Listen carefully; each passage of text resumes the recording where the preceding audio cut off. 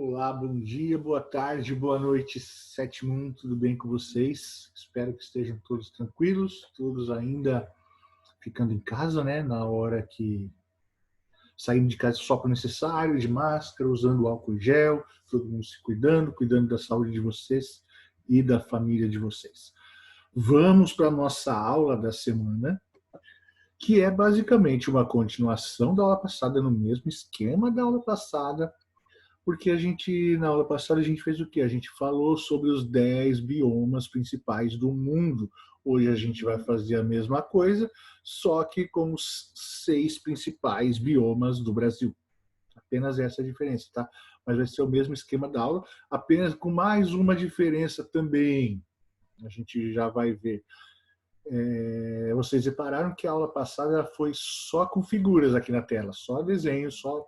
Aí, para compensar, essa aula eu não coloquei figura nenhuma, coloquei só um mapa e o resto, só textinho a gente vai explicando ali, tá? Então, foi uma aula cheia de figura e uma aula sem figura, beleza? Biomas brasileiros, então. Temos no país 6 grandes biomas: Amazônia, Cerrado, Mata Atlântica, Caatinga, Pantanal e Pampa, distribuídos conforme o mapa. Então, temos no mapinha aqui. Em verde, a Amazônia, essa parte maior. Depois temos o Cerrado, em laranja, parte mais central do país. Aí temos o Pantanal, essa parte azul menorzinha ali à esquerda.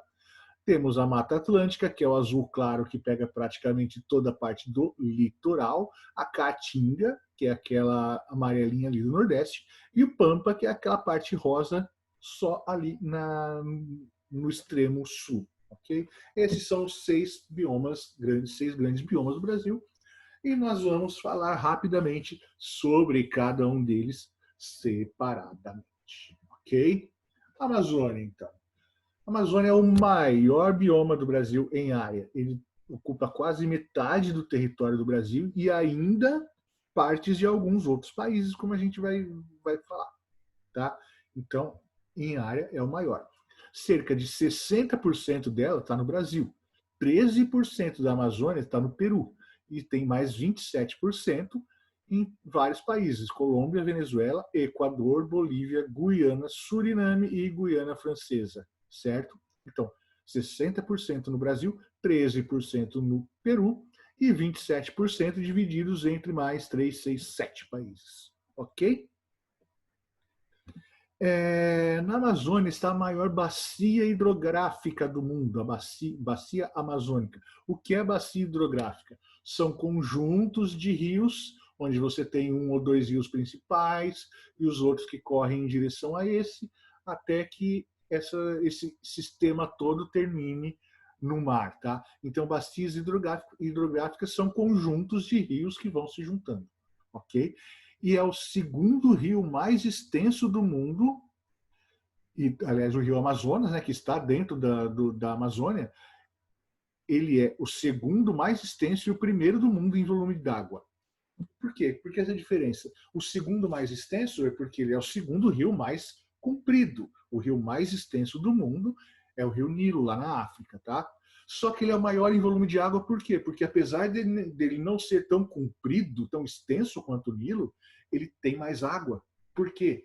Ele é mais largo, mais profundo. O Nilo ele pode ser mais extenso, mas a largura dele não é tanta, a profundidade não é tanta. Então o Amazonas ele é mais curto, só que ele tem mais água e ele é o maior rio do mundo em volume de água e é o principal rio da maior bacia hidrográfica do mundo também. Okay? O Amazonas, então, só não é o maior do mundo em extensão, porque aí ele perde para o rio Nilo. Certo? Na Amazônia, as temperaturas médias variam pouco durante o ano, ficam entre 25 e 28 graus de temperatura média. Por quê?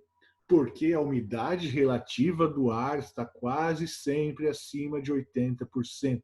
Quanto maior a umidade relativa do ar, menor a variação de temperatura. Por quê? O que é a umidade relativa? Também ocorrem chuvas o ano todo. O que é a umidade relativa do ar? É a quantidade de vapor d'água presente no ar. Quanto mais vapor d'água você tem no ar, ele o vapor d'água ele evita grandes variações de temperatura. Então, quanto menor a densidade, a umidade relativa do ar, maior a variação de temperatura. Lembra na aula passada que a gente falou sobre o deserto subtropical, que chega a fazer 50 graus de dia e 0 graus de noite? É uma amplitude térmica muito grande. Por que isso acontece? Entre várias razões, também só é possível porque a umidade relativa do ar é muito baixa. Se a umidade relativa do ar fosse mais alta, não iria variar tanto a temperatura. Na Amazônia acontece isso, umidade relativa do ar muito alta, quase sempre acima de 80%, muita chuva durante o ano todo, então a temperatura não varia tanto. A temperatura está quase sempre entre 25 e 28 graus. Ok? Continuando então sobre a Amazônia ainda. O solo é arenoso com muita serrapilheira. Lembra da serrapilheira? A gente falou dela ano passado. São restos de folhas, de plantas, restos de animais, toda aquela cobertura vegetal que fica no solo, mas não é cobertura vegetal de plantas vivas ali, plantas enraizadas, não. São restos vegetais soltos ali no solo e também de animais. Isso tudo forma a serrapilheira, que dá fertilidade ao solo, tá? Solo arenoso, então, arenoso significa bastante areia, a areia retém muita água e também a serrapilheira. Isso dá muita fertilidade ao solo. Predominância de árvores de grande porte, árvores de 30 a 40 metros de altura, tá? É a maior parte ali. E nas partes mais densas da floresta amazônica, tem tanta árvore que acaba impedindo a passagem de raios solares para baixo. Então, naquela parte do chão ali, as copas das árvores tapam tudo e não passa raio solar. Então, as plantas menores acabam não crescendo. Há uma dificuldade de crescimento de plantas rasteiras nas partes, não em toda a floresta amazônica, não em todo o bioma, nas partes de floresta mais densa, tá? A copa da árvore tampa, impede a entrada de sol, e aí as plantas menores que estão lá embaixo dependem do sol porque as plantas fazem fotossíntese para gerar energia para elas mesmas. Então, as plantas que dependem do sol e não têm acesso ao sol porque as outras plantas estão impedindo, elas acabam morrendo. Isso a gente falou 2 aulas atrás, na competição interespecífica, lembra? Nesse caso, essas plantas elas estão competindo pelo quê? Competindo pela luz solar. E as mais altas vão receber aquela luz solar, as mais baixas não vão e vão acabar não conseguindo crescer ali. Aí elas morrem ali e o resto dela acaba formando a serrapilheira do solo. A serrapilheira que vai dar fertilidade ao solo, ajudando ainda mais no crescimento daquelas mais altas. Tá? Na Amazônia existem no bioma Amazônia existem mais de 40 mil espécies vegetais. E quanto mais espécies vegetais, você acaba tendo mais espécies animais também. E com tudo isso, a Amazônia é o bioma com a maior biodiversidade do mundo. O que é biodiversidade? Biodiversidade é a quantidade de espécies que existem em um ecossistema, tá? A variação. Então, a Amazônia é onde você tem a maior biodiversidade do mundo. Acredita-se que existem ainda milhares de espécies vegetais, por exemplo, não catalogadas, ou seja, espécies que não foram nem descobertas, espécies desconhecidas de plantas e até de animais na Amazônia. Acredita-se que haja milhares ainda, certo? Então, são mais de 40 mil vegetais e um número enorme também de espécies animais, bactérias, tudo. Então, biodiversidade enorme, maior do mundo. Ameaças. Ao final de cada bioma, eu vou colocar aqui para você quais são as ameaças que esse bioma está sofrendo. Na Amazônia, as principais ameaças são a exploração de recursos naturais e o desmatamento para retirar madeira e minérios, tá? A madeira, lógico, são retirados, a madeira são os troncos de árvores e os minérios, porque é preciso desmatar, é preciso deixar o solo limpo, sem cobertura vegetal, para você poder escavar e tirar o minério. E isso tudo ameaça o nosso bioma da Amazônia. Ok? Finalizamos a Amazônia, vamos para o próximo, que é o Cerrado. O Cerrado ele é o segundo maior bioma do Brasil. Ele ocupa cerca de 22% do território do Brasil. E vocês viram lá no mapa, então, onde está localizado. Não precisa voltar. Se vocês quiserem, pode voltar depois para dar uma olhadinha, tá? O clima é quente, média de 25 graus, com picos acima dos 40. Quer dizer, 25 é a média, mas pode passar dos 40. Abaixa um pouco disso também, mas no geral, no planeta, 25 graus é considerado, 25 graus como média é considerado quente, tá? Porque é a média de verão praticamente no mundo todo. E no Cerrado é a média de quase todo ano, com picos acima dos 40. Pico não é média. Média, você pega todas as temperaturas e divide, ok?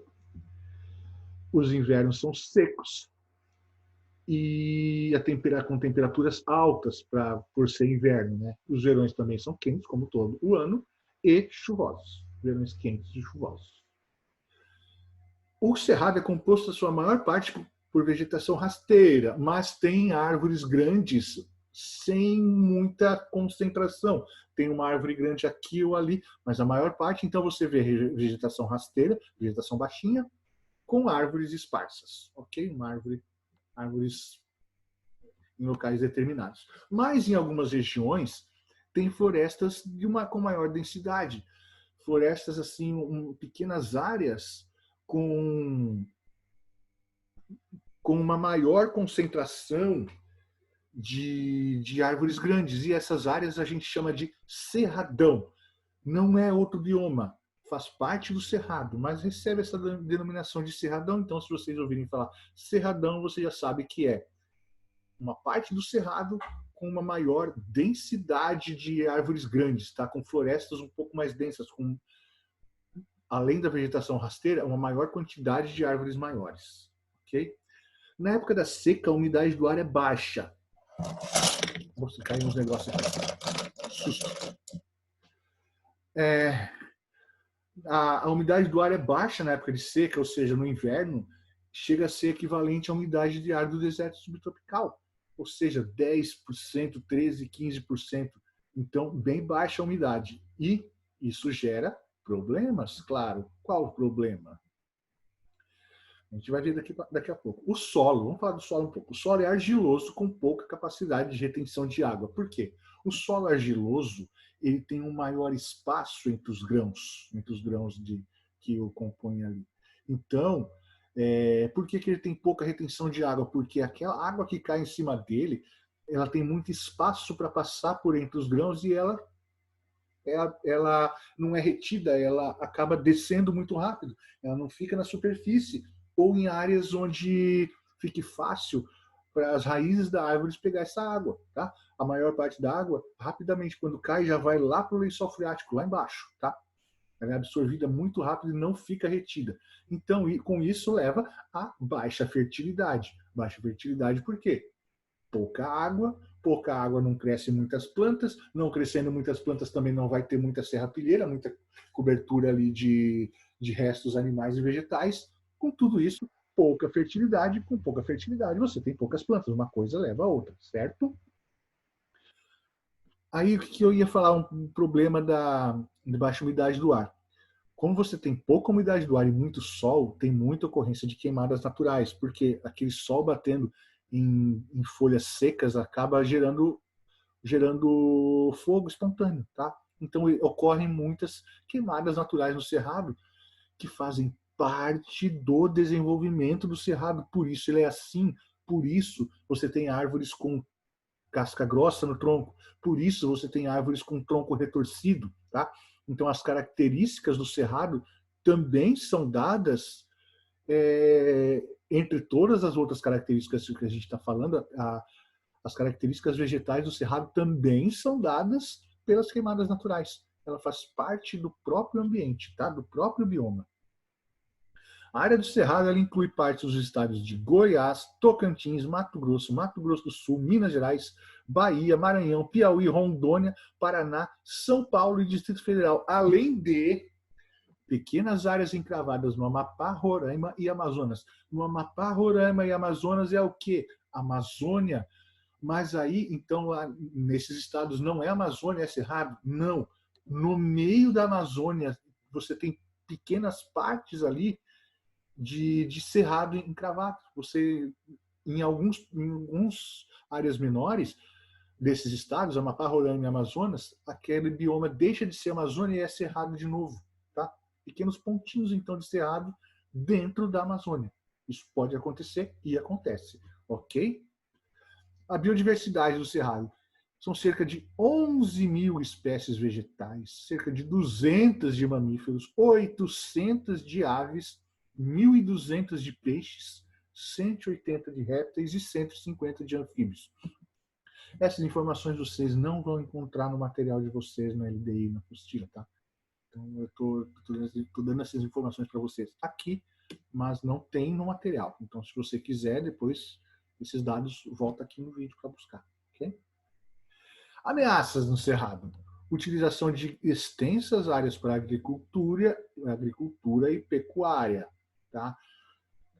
Apesar do solo não ser tão fértil, algumas regiões do Cerrado, a maioria das regiões elas são adequadas para determinados tipos de cultura. Por exemplo, feijão cresce bem no cerrado, tá? E a pecuária também, a pecuária extensiva principalmente, tem muitas áreas sem muitas montanhas, com aquela vegetação rasteira que é boa para capim, o gado gosta, então também são utilizadas para pecuária, certo? Então essas são as principais ameaças ao nosso bioma do cerrado. Ok, finalizando o cerrado, vamos para o próximo, que é o Pantanal. O Pantanal é o menor dos biomas brasileiros, porém é uma das maiores extensões de solo úmido do planeta. Em poucos lugares do planeta Terra você tem uma área de solo úmido encharcado tão grande, certo? Ele ocupa menos de 2% do território do Brasil, 1,76%. O clima também é quente, assim como no Cerrado, inverno seco e verão chuvoso, diferente da Amazônia, que é chuvosa o ano todo. A paisagem tem áreas inundadas. Basicamente, você olhando o Pantanal, você pode dividir em 3 tipos de paisagem. Áreas inundadas, que é o brejão, matas ciliares, o que são as matas ciliares? Aquelas matas densas nas margens dos rios. E alguns campos, umas partes de campos não inundados. Você tem parte não inundada também. O Pantanal não é todo inundado, mas tem campos não inundados também, certo? Geralmente aquelas áreas um pouquinho mais altas onde a água não chega. Ok? O bioma sofre influência direta de outros 3, da Amazônia, Cerrado e Mata Atlântica. Eles estão influenciando ali, tanto na biodiversidade animal, quanto na biodiversidade vegetal, quanto no clima, quanto na umidade. E o Pantanal, como ele é um bioma menor, ele não tem tanta capacidade de influenciar esses outros, mas ele é influenciado porque ele é rodeado por esses outros 3 biomas. E ventos, migração de animais, tudo isso acaba fazendo influência sobre o bioma do Pantanal, em vários aspectos, tá? Só desses 3, Caatinga, o Pampa, não influenciam no Pantanal, certo? Por quê? Porque não estão próximos. No Pantanal, são cerca de 260 espécies de peixes, 41 de anfíbios, 100 espécies de répteis, tudo isso números mais arredondados, tá? 460 espécies de aves, 130 de mamíferos e quase 2.000 espécies de plantas. Reparem, lá na Amazônia são mais de 40 mil, no Cerrado são 11 mil, no Pantanal quase 2.000. Quer dizer que é uma menor possibilidade de crescer planta? Não, é porque a área do Pantanal é menor. O Pantanal ele tem uma área muito pouca, então se você for comparar a área do Pantanal com a área do bioma do Cerrado, a biodiversidade relativamente do Pantanal pode ser até maior, tá? Apesar de ter uma grande atividade agropecuária, o Pantanal ainda tem hoje cerca de 83% da vegetação nativa. Quer dizer, o Pantanal ele é o bioma brasileiro mais preservado, ok? Mas ainda assim ele sofre as ameaças. A principal ameaça é o crescimento da pecuária em suas áreas não alagadas, tá? A área então que não fica embaixo d'água é muito usada para a criação principalmente de bovinos. A grande parte da carne brasileira vem do Mato Grosso do Sul, em áreas de Pantanal, tá? Então, essa é a principal ameaça ao bioma. Ok? Finalizamos o Pantanal, vamos para o próximo, que é a Mata Atlântica. O terceiro maior bioma do Brasil em área, perde para a Amazônia e o Cerrado, espalhado por 17 estados, e na maior parte deles ali no litoral. Porém, Santa Catarina está situado inteiramente, todas as suas regiões inteiramente dentro do bioma de Mata Atlântica, certo? Estamos dentro da Mata Atlântica, literalmente. Porém, o que acontece? Essa área de litoral, que é onde está a Mata Atlântica, e os estados aqui, Santa Catarina, Paraná, São Paulo, parte do Rio Grande do Sul, Rio de Janeiro, Minas Gerais, é onde tem mais gente, é o bioma com maior densidade populacional. Então, e as pessoas não vivem dentro da mata. A Mata Atlântica é original, nativa, ela é uma mata muito densa, muitas árvores, e as pessoas, para elas viverem, desmatam. Então, hoje, existe apenas 29% da cobertura vegetal original da Mata Atlântica. Porém, isso aí eu peguei no site oficial do governo, mas existem outras fontes aí que dizem que tem menos de 7%. Tá? Eu peguei 29% porque é uma informação oficial, mas é uma informação oficial. Porém, tem outras fontes que podem dizer o contrário. Okay? A Mata Atlântica abriga cerca de 20 mil espécies vegetais. Comparando, então, na América do Norte inteira, a América do Norte toda, México, Estados Unidos, Canadá, são cerca de 17 mil espécies. E na Europa inteira, cerca de 12 mil. Tá? E só o bioma de Mata Atlântica tem cerca de 20 mil. Mais do que toda a América do Norte, mais do que toda a Europa. Ok? Além disso, cerca de 850 espécies de aves, 370 de anfíbios, 200 de répteis, 270 de mamíferos e 350 de peixes. Esses peixes aqui não incluem os peixes de água salgada, tá? Porque a Mata Atlântica pega praticamente todo o litoral brasileiro, mas isso aí, peixe de água salgada, não entra nessa conta aqui. Entra só os peixes de água doce, animais terrestres e de água doce. Ok?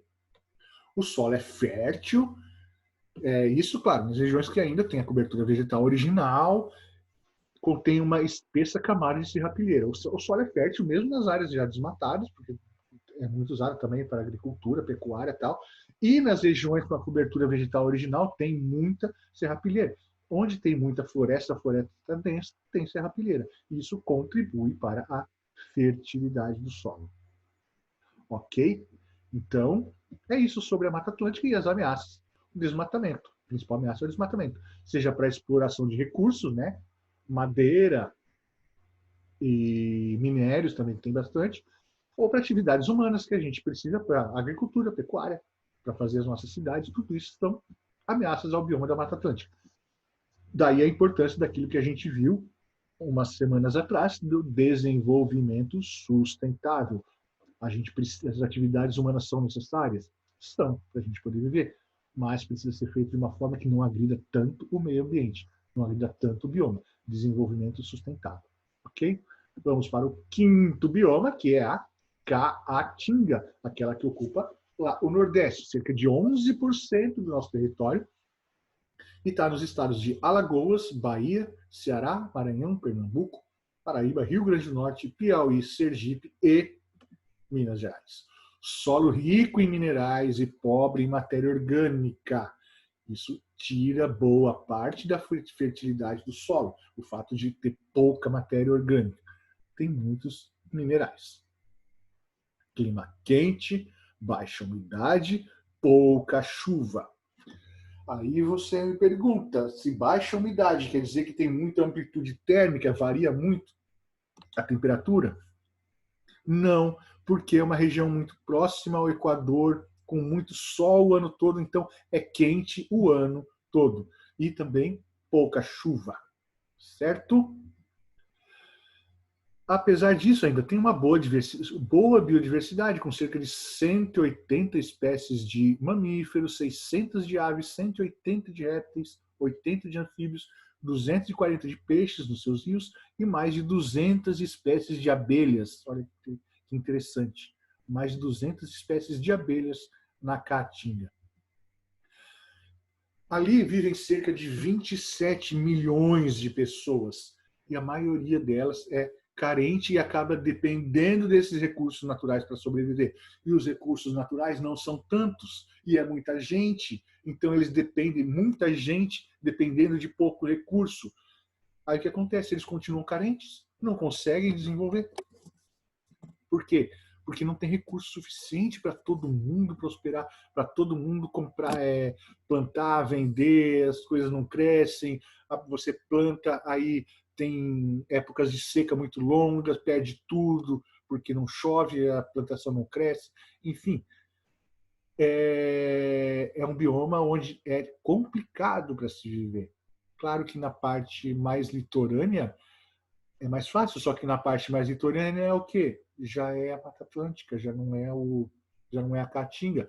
Tanto é que nos estados ali do Nordeste você tem uma área chamada de Zona da Mata. Zona da Mata é o quê? A zona da Mata Atlântica, que vai do litoral até começar a Caatinga. Tá? Então, grande parte da pobreza do Nordeste deve-se à pobreza de matéria orgânica do seu solo. Ok? Isso vocês podem até discutir com o professor de geografia também. Ele vai confirmar para vocês, porque essa parte de demografia é mais com ele, mas vocês conversando isso com ele pode confirmar para vocês. Ok? Atualmente, já foi desmatado 46% da área original da Caatinga. Tá? Então, tem um pouco mais da metade. Apesar de não ter tanta vegetação, é muito desmatado. Por que é muito desmatado? Veja só, exploração da pecuária e exploração de lenha nativa, porque as árvores que tem lá, como chove pouco, não tem muita umidade no solo também, as árvores que existem, elas têm um caule bem seco, não tem um caule úmido igual na Mata Atlântica. E um caule seco é bom para quê? Lenha. Então, grande parte do desmatamento é para retirada da lenha de lá, que é a madeira excelente para fazer lenha. Queima muito bem.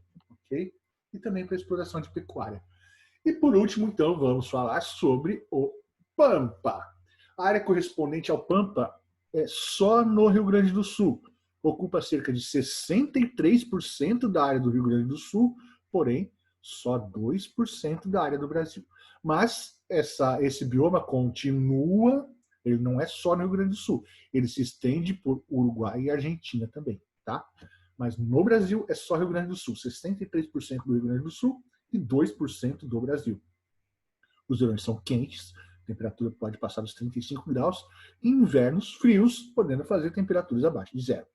Bastante amplitude térmica, mas aí não é uma amplitude térmica no mesmo dia, são em estações diferentes. Muito quente no verão, bastante frio no inverno. Eu não vou falar que é muito frio, porque tem regiões aí do mundo com temperaturas muito mais baixas.